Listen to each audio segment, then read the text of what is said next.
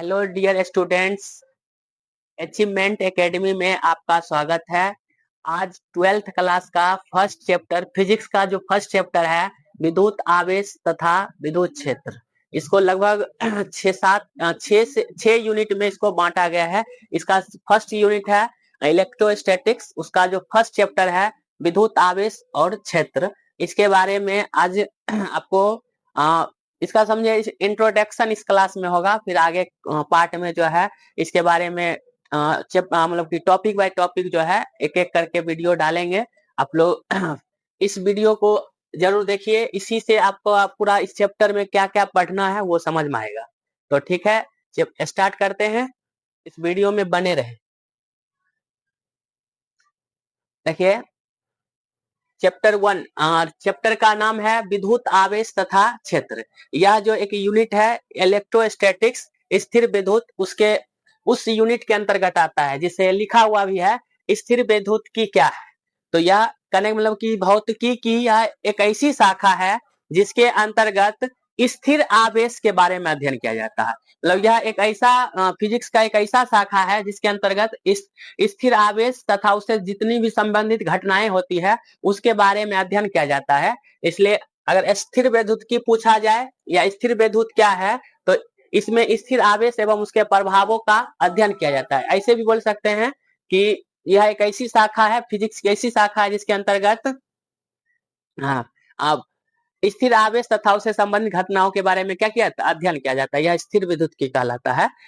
इसका जो first topic है, चैप्टर का नाम ही है आवेश और विद्युत क्षेत्र। तो सबसे पहला टॉपिक है विद्युत आवेश क्या है। देखिए आवेश क्या होता है, जैसे हम अपने हाथ, दोनों हाथ को भी आपस में रगड़ते हैं तो इसमें क्या होता है, एक गुण उत्पन्न हो जाता है। यह एक वस्तु का एक गुण होता है, यही गुण आवेश कहलाता है। कहने का मतलब है कि जब दो वस्तुओं को आपस में रगड़ा जाता है तो दोनों वस्तुओं में अपने से हल्की वस्तुओं को आकर्षित करने का एक गुण आ जाता है। वही गुण क्या कहलाता है, स्थिर विद्युत आवेश कहलाता है। ऐसे डिफिनेशन में लिखा हुआ है, जब दो पदार्थ को आपस में रगड़ा जाता है तो ये पदार्थ हल्की हल्की वस्तुओं को क्या करता है, आकर्षित करने लगता है। इसी स्थिति में ये पदार्थ क्या होता है, आवेशमय हो जाता है। इसलिए इसी क्या कहते हैं, आवेश या विद्युत आवेश कहा जाता है। तो ऐसे भी डिफिनेशन बोल सकते हैं कि जब दो वस्तुओं को आपस में रगड़ा जाता है तो दोनों वस्तुओं में अपने से हल्की वस्तु को आकर्षित करने का एक गुण आ जाता है। वही गुण क्या कहलाता, विद्युत आवेश कहलाता। और यह विद्युत आवेश जो है एक अदिश राशि है। इसका एसआई मात्रक कूलम, कूलम नामक वैज्ञानिक ने इसके बारे में पता लगाए थे, इसलिए इसका नाम है, इसका एसआई मात्रक उसके नाम पर है, कूलम। चलिए देखते हैं आगे इसका अगला टॉपिक क्या है।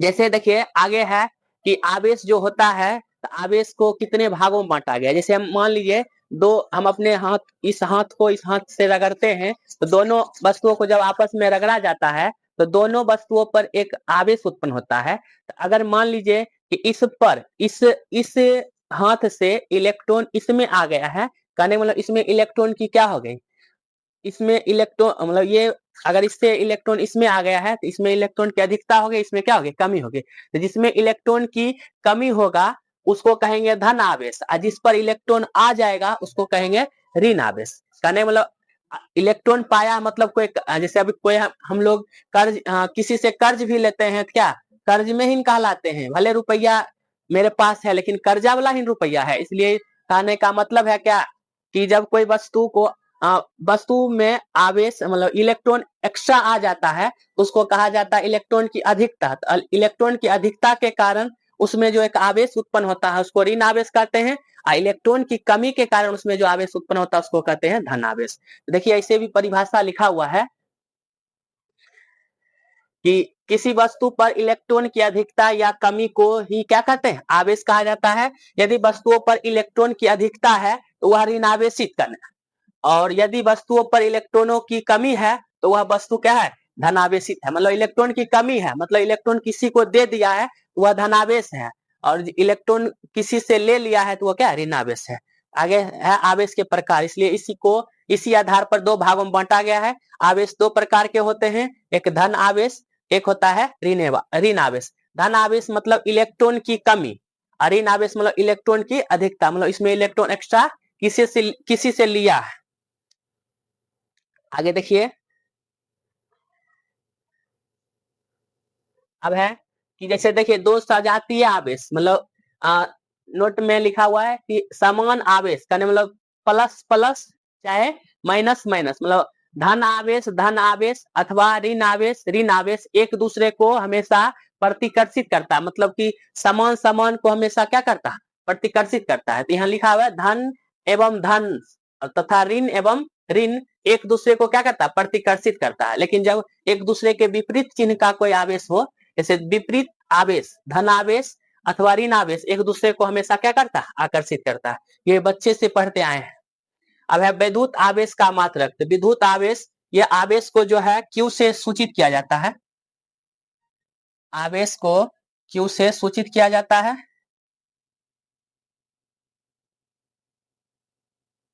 इसको Q से सूचित किया जाता है। Q बराबर होता है, Q बराबर होता है IT, इसलिए इसका एक मात्रक होता है एम्पियर। एम्पियर घंटा भी कह सकते हैं, या कभी कभी एम्पियर सेकंड भी लिखा रहता है, एम्पियर सेकंड। इसका दो मात्रक होता है, ये यहाँ पर से एम्पियर घंटा चाहे एम्पियर सेकंड, और एक और मात्रक होता है वो कूलम। इसके इस आवेश के बारे में उन्होंने ही बताया, इसलिए इसका एक अन्य मात्रक होता है, इसको कूलम कहते हैं। फिर आवेश का मात्रक, यहाँ से आवेश का मात्रक देखिए क्या है। एमकेएस पद्धति में आवेश का ऐसा मात्रक क्या होता है, कूलम होता है। इसका बीमा होता है, देखिए अभी सूत्र बताएं, Q बराबर IT। तो I का बीमा होता है, यह एक I का बीमा होता है A, और समय का होता है T, इसलिए इसकी बीमा क्या हो गया, या बीमा सूत्र हो गया AT। तो बीमा हो गया AT, और इसका बीमा लास्ट में लिखा हुआ ही यहाँ पर I बराबर सूत्र बताया गया है Q बाई T, और Q बराबर IT, इसलिए इसका एक मात्रक हो गया एम्पियर सेकेंड, चाहे एम्पियर घंटा कहिए चाहे कूलम कहिए। यहाँ पर सब टोटल लिखा हुआ है। अब आगे अगला टॉपिक आता है आवेश संरक्षण का नियम। आवेश संरक्षण का नियम क्या है,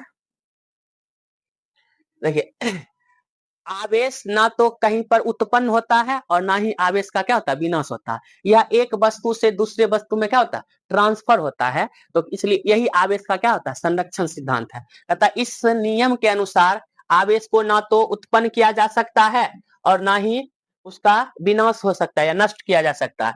एक प्रकार के आवेश को दूसरे प्रकार के आवेश में क्या करते हैं, परिवर्तित, मतलब ट्रांसफर करते हैं, परिवर्तित किया जा सकता है। आगे है देखिए, अगला टॉपिक है मूल आवेश। मूल आवेश क्या है, कहने का मतलब कि किसी भी वस्तु में जो कम से कम जो आवेश होता है, यानी इलेक्ट्रॉन पर जितना आवेश होता है उतना ही उस किसी भी वस्तु में मतलब सबसे कम आवेश होता है, तो उसी को मूल आवेश कहा जाता है।